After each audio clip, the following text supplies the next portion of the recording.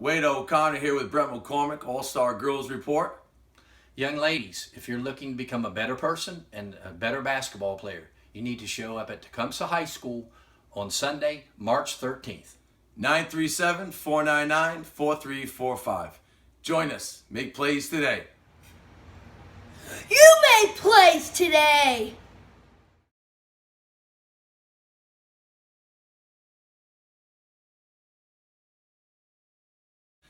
Wade O'Connor, MakePlaysToday.com, part of USA Youth Development Basketball, and also partnered with the Junior NBA. Blessed, grateful to be here with Bret McCormick of All-Star Girls Report. Welcome, Bret. Good to see you, brother. Great to see you too, Wade. We go back a long way. Yes, sir. Some would like to forget that, but I know you embrace it. But, Bret, I think with a lot of recruiting going on, the culture that I've seen for the last 2 years, what are some concerns or problems that you see in that potentially working together collectively to be part of the solutions that you see in girls basketball? I think a lot of solutions. And number one, don't worry about rankings. And I think number two, you need, if they can come see you for an example, because see, you're going to give them the full package. You're going to help them to become a better person. You're going to help them to improve their basketball skills, and you're also you're going to help them. That's going to give them a vehicle to get to college, to get an education.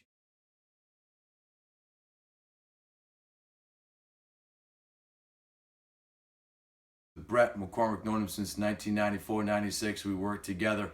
I was with Billy Donovan at Marshall University, and Bret was on the girls' side.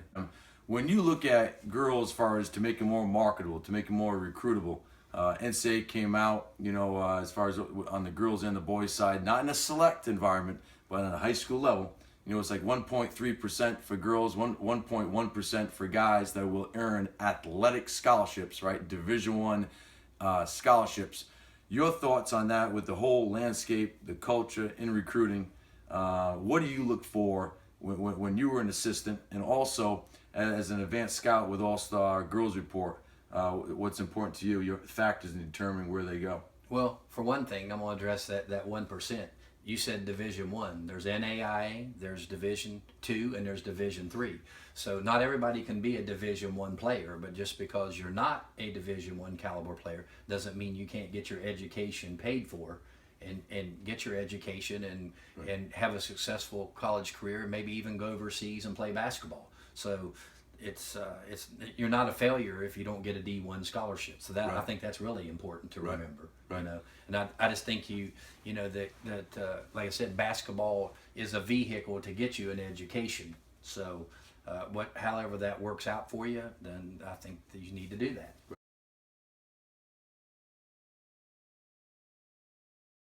Would you hypothetically today say, I think my daughter needs to be at this certain level when you go back to the rankings, or how do you help them, put them in position to be able to improve their game, or to have them be recruited at the level? Well, what would you suggest to parents? I just tell them, excuse me, don't worry about the rankings. The rankings are, if you have heart and you have desire and you want to be the best that you can be, then the rankings might not always be accurate. It's all up to you. You hold the key to your success. And sometimes the coaches go by the rankings, but it's also what school you go to. Do you fit their system? Do you get along with the players? Are they good coaches? Are they going to make you a better person and a better basketball player? That's more what you need to look for. Okay. So the overall skill that you see the girls ranging, let's say, I work girls out, some of my most enjoyable hours this past winter is third grade girls, right, in Bellbrook, third grade girls, fourth grade girls in Centerville. When you look at the overall skill, what things are concerning to you right now as an advanced scout? Well, one thing I like is that you're working with third and fourth graders, because I think the earlier you can reach the kids, that the better skill set and the more successful they'll be. Because if you don't get to them early, they develop bad habits. Then you have to undo the bad habits and teach the new habits. Right. So right. I think that's really good. I think that there's lots of so-called trainers now that work with the kids, but I don't think they're really teaching them how to play within the framework of the team. They're teaching them to be more as an individual. Right. And I think it's important that you show them that it is still a team game, and even if you have a talented team, the most talented team doesn't always win the game. Right, right. I think with our camp on March 13th at Tecumseh High School, what Bret was talking about as far as not only working on the individual skill and needs, right? Pass, shoot, handle the ball, but also be able to read and react. So if you take 10 shots per game physically, right, arguably the ball's going to be in your hands if you're at the 2 or 3, right, position on the wings, is that you're going to have the ball physically in your hands for 10 seconds, maybe 12. So once you don't have the ball in your hands, right, offensively, we would be able to teach you how to play the game, be able to read and react different offensive concepts, be able to play off pick and roll situations, 3-around-2, 4-around-1, open post. Then also defensively, we're going to be able to play 1-on-1, 2-on-2, 3-on-3 teaching environment. What are your thoughts on players not playing that much one-on-one versus playing one-on-one? I think one-on-one is very important. I think it's a 5-on-5 game, but you have to break it down starting with one-on-one, build up 2-on-2, 3-on-3. If you can play that way, then and you learn to play 5-on-5, then you've pretty much mastered the system. And I know you asked in the question before, I think, to be honest, the two worst things that kids do now is shoot and pass, believe it or not. And I always have a saying that Dr. Naismith invented the game that who puts it in the peach basket the most wins. Okay? And I just don't see that happening now, that we have a lot of shooters, we just don't have very many makers. Right, right. And so that's something I don't think the kids, they get in the gym and they work on attacking and skill development, but they don't actually work on shooting. Right. And once you go to a skill developer and they teach you new things to do, it's up to you to go back and put those into practice. Good. I think it always comes down to, we talk about shot taker versus shot maker. Anybody can shoot outside, but they're making those shots, be able to put them in position to be successful. I think the other thing too is on March 13th is, our purpose at Make Plays today is use the platform of basketball to be able to develop the overall skill, right, of your daughter, but more important, to be able to teach them core values. How many kids do you think get eliminated, right, even if to their defense they have not been taught about trust, respect, honesty, the choices that they make? How many girls do you think get eliminated right off the bat because of choices or lack of core values today? I think the numbers really going through the roof. It's a lot different now. It used to be they would take just anybody. Now they're looking for people that's a good teammate, that's a good person, that wants to be a part of the team, because one person can't get it done. You have to have, you have to be together as a coaching staff. You have to be together as a team. Your managers, everybody that's involved, it has to buy in and be involved. Right.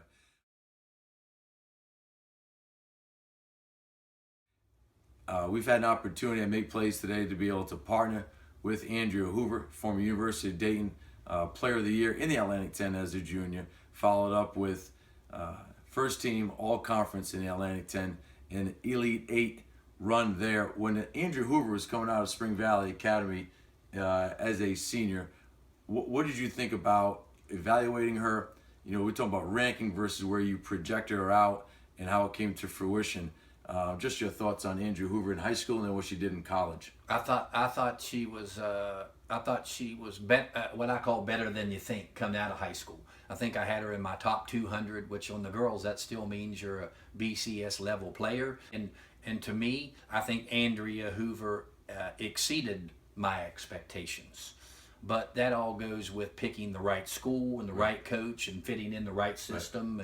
And I think, but the one thing I did think, when she went to Dayton, I thought she picked the right school because she fit that system, and I knew the other girls that she went with, that she would fit together with them as a family, and there would be a harmony within the team.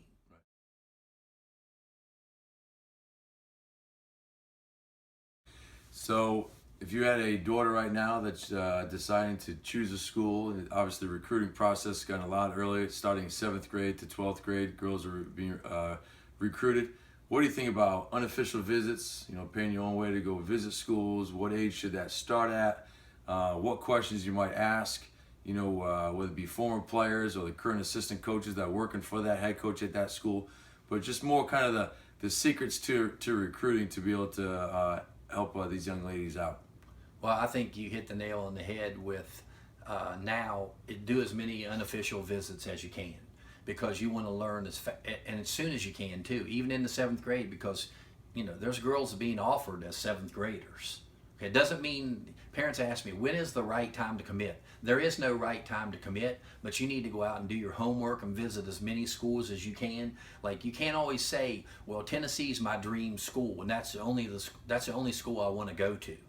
I think that's the wrong way to approach it. Right. Sure, Tennessee can be one of your schools, but I think you really need to go check out other schools. And you need to see, like I said, and the only thing you got to be careful about, if you go visit, let's say, University of Dayton in the 7th grade, and you really like all the players on the team, when you get there, when it's time for you to go there, they're all going to be gone. Right. So, and that's usually the most important thing. And most kids go to schools, number one, because of the coach, Right. the head coach.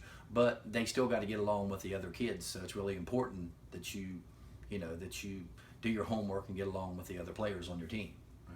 I think the other thing too is moving forward as far as when you talk about being able to impact these kids at the 3rd, 4th, 5th, 6th grade level, kind of a grassroots program, Bret.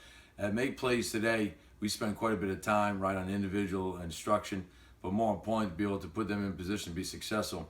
We've started March 14th, 3-on-3 developmental and instructional league. So we have 3 levels: beginner to intermediate to advanced. What are your thoughts on 3-on-3, especially with USA Basketball is a huge push, not only nationally, but also in Europe from a FIBA, right, international platform. What are your thoughts on 3-on-3 developmental league? I love it. I haven't heard of a league. They let people play 3-on-3, but people just play. And with girls, sometimes they don't like to compete as much as guys do. So I think that puts a little added thing to it, to where they want to play harder. And I think it teaches you to play the game. If you can play 3-on-3 and not just be the one person that gets the ball and puts your head down and drives to the basket, that you can run something, and play together in harmony as 3 people, then you'll be able to play 5-on-5 a lot better. I think it's an awesome idea. Good. Awesome. Good. Well, we appreciate your time today. Please call us 937-499-4345 or go to our website, makeplaystoday.com. Together, we can make plays. God bless.